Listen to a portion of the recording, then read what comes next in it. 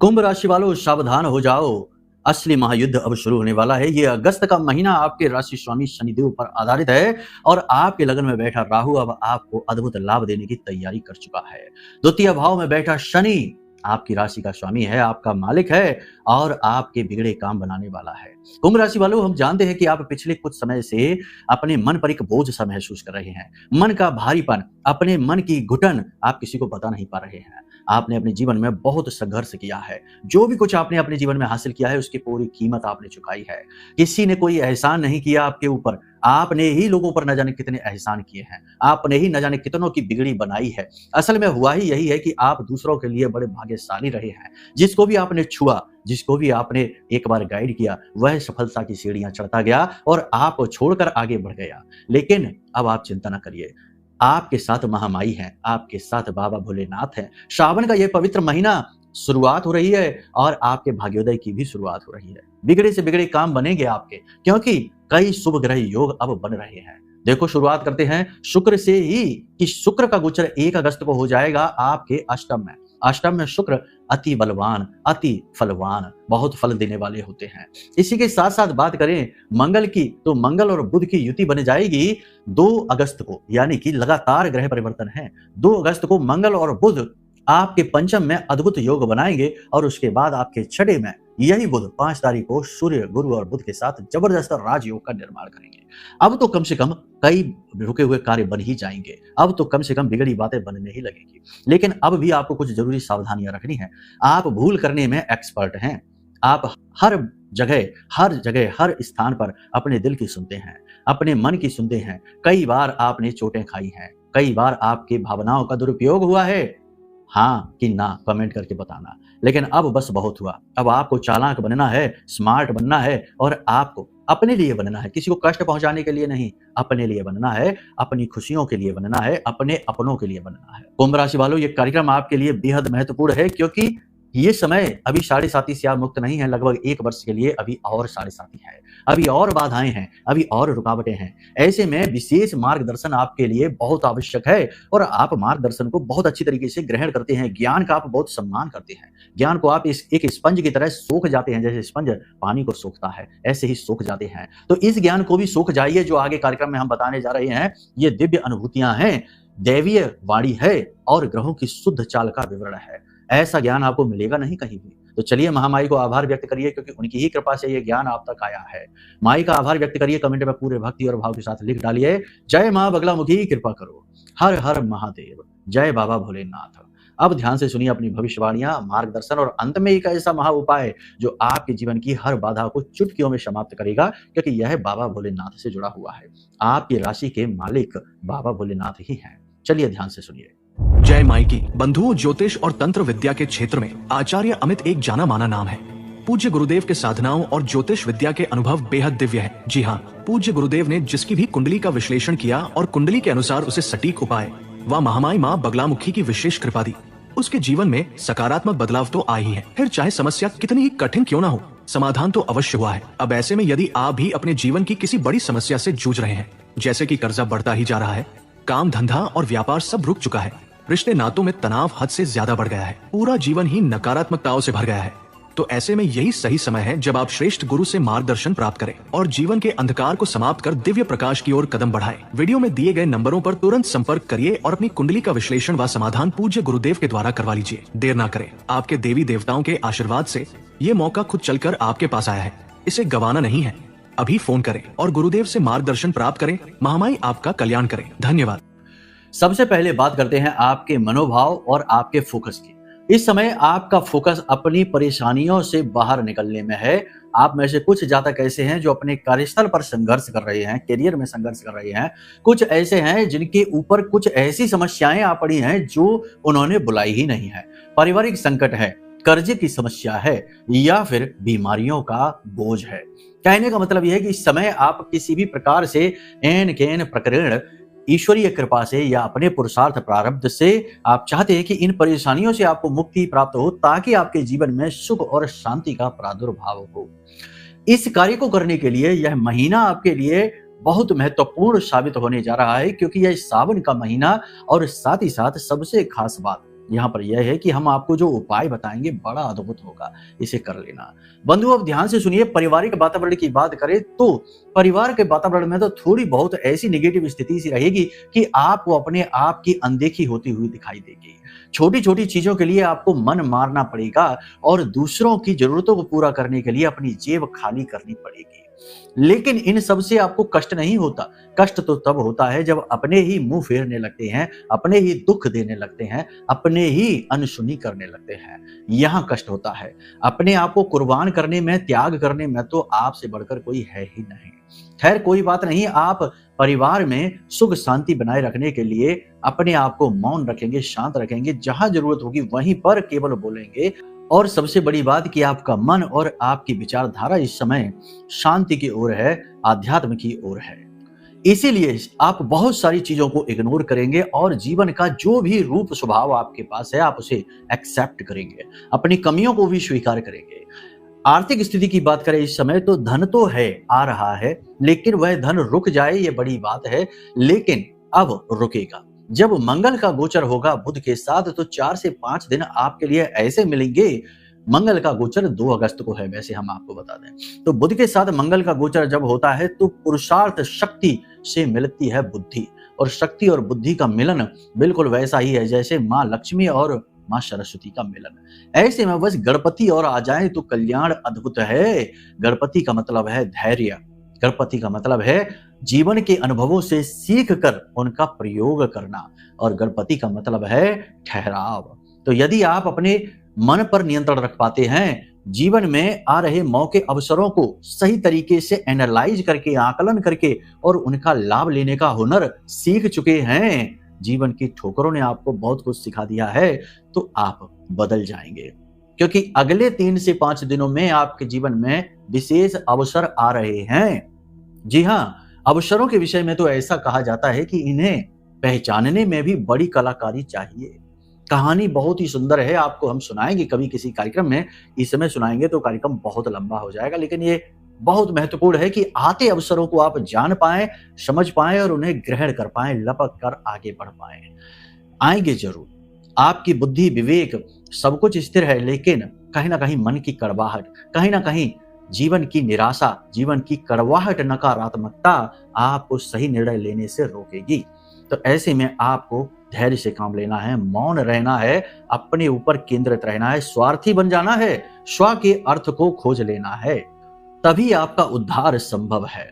बात करते हैं व्यापार की, नौकरी की। व्यापार के लिए निश्चित तौर पर अवसर आ रहे हैं, लेकिन किसी भी नए बिजनेस व्यवसाय को आगे इस समय ना बढ़ाएं। मतलब नए बिजनेस व्यवसाय की शुरुआत ना करें, रुक जाएं, क्योंकि ये समय जो होता है सावन का महीना, अष्टम मास, शनि का महीना कहा जाता है। इस महीने में किसी भी नए कार्य की शुरुआत करने को रोका जाता है, काम बनता नहीं है। दूसरा, नई डील, नई पार्टनरशिप, साइड इनकम, साइड में कोई बिजनेस, कुछ भी करने से पहले 100 बार सोचें, अपनी कुंडली एक बार दिखवा लें, क्योंकि काम बनेंगे नहीं। अभी तो जो चल रहा है बस उस पर ध्यान दीजिए।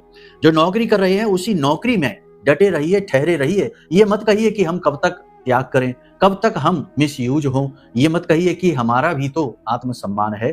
प्रभु श्री राम का भी तो आत्मसम्मान रहा होगा जब विचारों को कहा गया कि कल सुबह राज तिलक होगा और रात्रि में ही वनवास का आदेश मिल गया। उनका भी तो आत्मसम्मान, उनका भी तो ईगो हर्ट हुआ होगा, लेकिन नहीं, उन्होंने तो सब प्रेम से स्वीकार किया। कभी कभी जीवन हमसे बहुत कुछ मांगता है और उसमें हमारा आत्मसम्मान भी होता है। एक हद में, एक सीमा में रहकर अपने आत्मसम्मान का भी त्याग करना पड़ता है। इसे सीख लो, ठीक है। दूसरा, कभी कभी ईगो आपके अंदर उत्पन्न हो सकता है। अगले 3 से 5 दिन बता रहे हैं, ध्यान से सुनते जाइए। आपकी उन कमियों को खरोंच खरोंच कर बाहर निकालेंगे जो कोई बताएगा नहीं, क्योंकि ये बातें बड़ी कड़वी हैं, लेकिन कड़वी इसलिए है क्योंकि सत्य है। कलयुग में सत्य का स्वाद बड़ा कड़वा, कसैला हो गया है, रूप बड़ा बदसूरत हो गया, रूखा सूखा हो गया। सुंदरता तो झूठ के पास है, आकर्षण तो झूठ के पास है, तो झूठ नहीं सत्य है।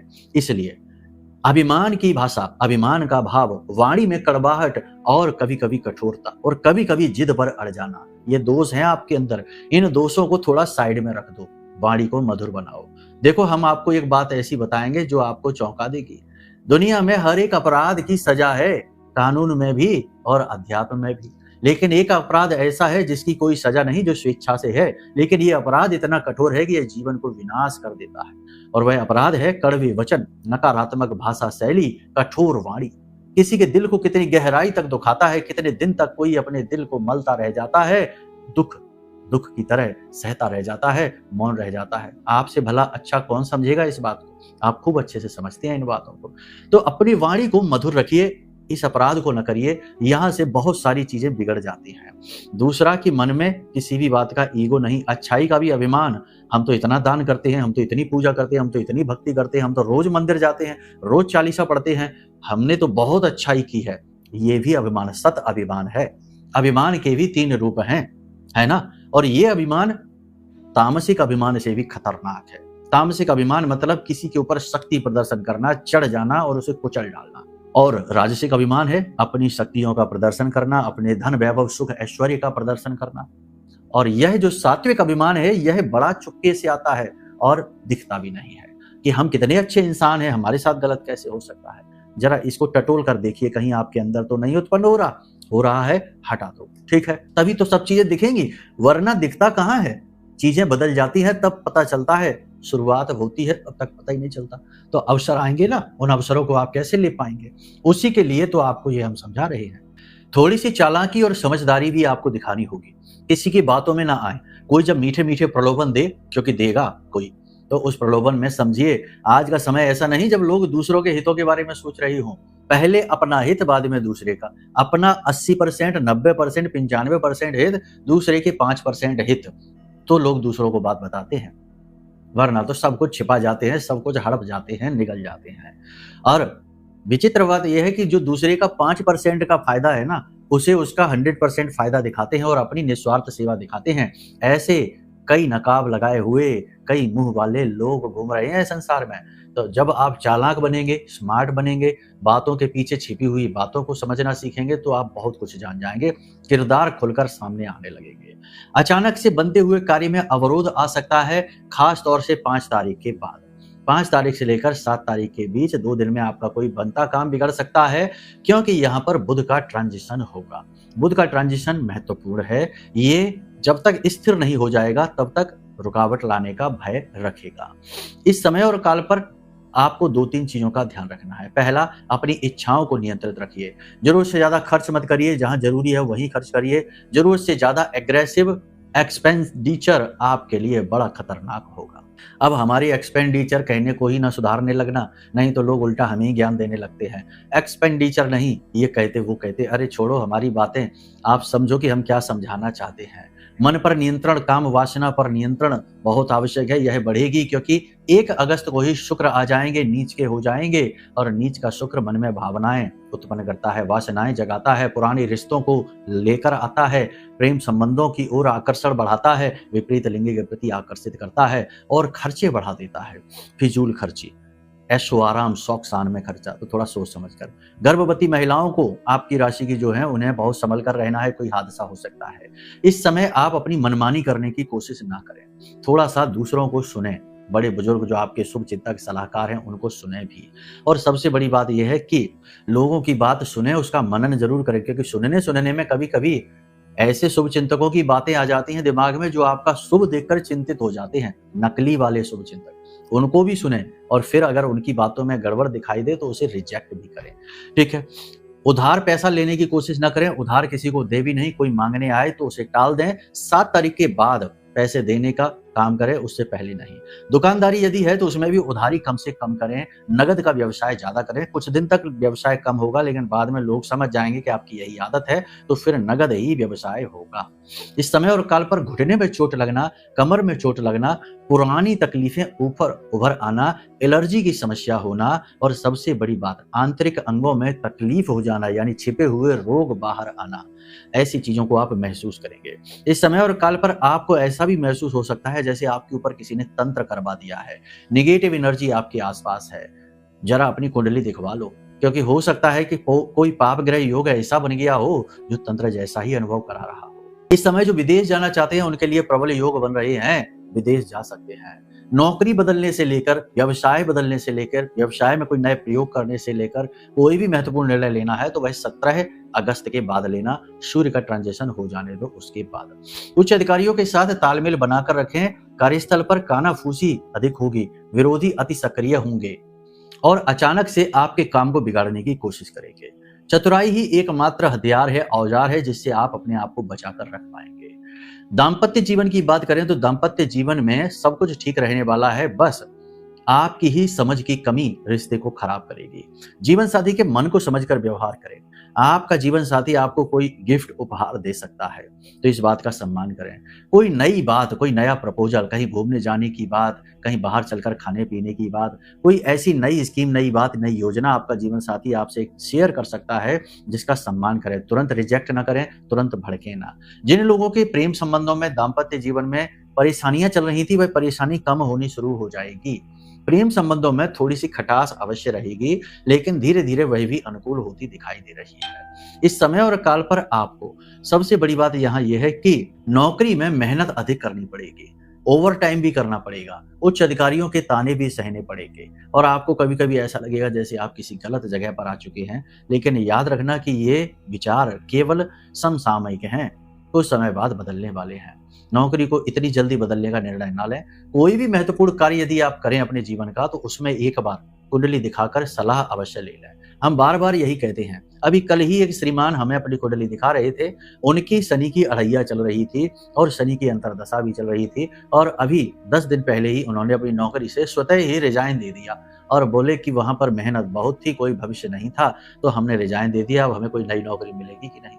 अरे हमने कहा यही तो आपने गड़बड़ कर दी। शनि जब भी प्रबल होता है तो पहला विचार ही यही डालता है कि कहीं हम गलत कैरियर में तो नहीं है, गलत जगह पर तो नहीं है, हमारा टैलेंट गलत यूज हो रहा है, हमारा टैलेंट सही से हम यूज नहीं कर पा रहे, तो छोड़ो इस नौकरी को, कहीं आगे बढ़ते हैं। ये विचार डालता है और जब आप ये कदम लेते हैं तो शनि ही आपको पटक देता है, रोक देता है। तो ये नहीं करना था आपको, भी ये अभी नहीं करना है, फिलहाल 17 तारीख तक नहीं, और फिर भी यदि करना हो तो फिर एक बार कुंडली दिखवा लें। अब बात करते हैं बिजनेस व्यवसाय की। तो इस समय वस्त्र का, आयात निर्यात का, दुग्ध का व्यवसाय अच्छा चलेगा, डेयरी प्रोडक्ट अच्छे चलेंगे। आभूषण के व्यवसाय में थोड़ी मंदी देखी जाएगी। होटल का व्यवसाय, प्रॉपर्टी डीलिंग का व्यवसाय, इंफ्रास्ट्रक्चर का व्यवसाय, जो भी कुछ है कमीशन के काम है, इनमें भी थोड़ी मंदी देखी जाएगी। लेकिन शेयर मार्केट में झटका लगने का डर है। इलेक्ट्रॉनिक सामान, डिजिटल मार्केट में, ऑनलाइन के सामान में, कार्यों में आपको थोड़ा सा झटका लग सकता है, थोड़ा संभल कर रहे हैं। बाकी जो ऑयल का काम है, मशीनरी का, धातु का, फ्लोरिंग का, इन कार्यों में धीमे धीमे बढ़त होनी शुरू होगी। आपकी मेहनत रंग लाती हुई सी आपको दिखाई अवश्य देगी, बस आपको अपनी इच्छाओं पर नियंत्रण रखना। 3 बातों का मूल तौर पर ध्यान देना है। अचानक से किसी लंबी यात्रा की योजना ना बनाएं। दूसरा कि उधार का लेन देन ना करें। और तीसरा, अपने स्वास्थ्य सेहत का विशेष ख्याल रखें और अपनी वाणी और मन पर नियंत्रण रखें। अगर आप ये कर पाते हैं तो आप अगले 7 दिनों में नई चीजों का कई प्रकार से अनुभव हासिल करेंगे। बाकी देखो, सबसे बड़ी बात यह है कि जीवन में इंसान का पुरुषार्थ, उसका कर्म तो होता ही है, लेकिन यदि दैवीय कृपा भी साथ आ जाए तो कर्म एक नई सीमाओं को छू लेता है। अद्भुत कामयाबियां और अद्भुत सफलताएं हासिल होती हैं, क्योंकि कई बार आपका कर्म आपकी गलती से नहीं, दूसरे की नकारात्मकता से, नजर, टोना, टोटका, तंत्र मंत्र से बाधित हो जाता है। आपने ये महसूस किया है? तो ऐसे में आपको चाहिए दैवीय सुरक्षा। जैसे प्रभु श्री राम को हनुमान जी ने सुरक्षा दी, वैसे ही आपको सुरक्षा देगा ब्रह्मास्त्र विद्या मां बगलामुखी का यह महारक्षा कवच, जो हमारी आराध्य देवी हैं, आपकी भी आराध्य बनेंगी और आपके आसपास एक ऐसा घेरा, एक ऐसा सुरक्षा घेरा बनाएंगी जो ब्रह्मास्त्र कवच कहा जाता है। मतलब कि इसे ब्रह्मा, विष्णु, महेश भी भेद नहीं पाते हैं। तो आप इस ब्रह्मास्त्र कवच को मंगवा सकते हैं। यह पूर्ण रूप से मंत्रों से जागृत है, अभिमंत्रित है। इसे मंगवा लीजिए, आपका कल्याण होगा। बाकी पूर्ण समाधान के लिए आपको अपनी कुंडली जरूर दिखानी चाहिए, वहीं से सारे मार्ग खुलते हैं। ये जो हम आपको बता रहे हैं, ये तो आपके ग्रह गोचर, चंद्र राशि का आकलन है, पूर्ण आकलन नहीं है। पूर्ण आकलन तो जन्म पत्री से होता है। कुछ लोग कहेंगे हमारे पास जन्म पत्री नहीं है गुरुजी, तो क्या करें? कोई बात नहीं, वीडियो में नंबर है, फोन कर ले। कई और तरीके और मार्ग हैं, उनसे भी समाधान मिलते हैं, वो बता दिए जाएंगे। आप फोन तो करिए। खैर, चलिए अब आज के कार्यक्रम को यहीं विराम देते हैं। प्रेम से बोलिए जय माई की, जय मां बगलामुखी, हर हर महादेव।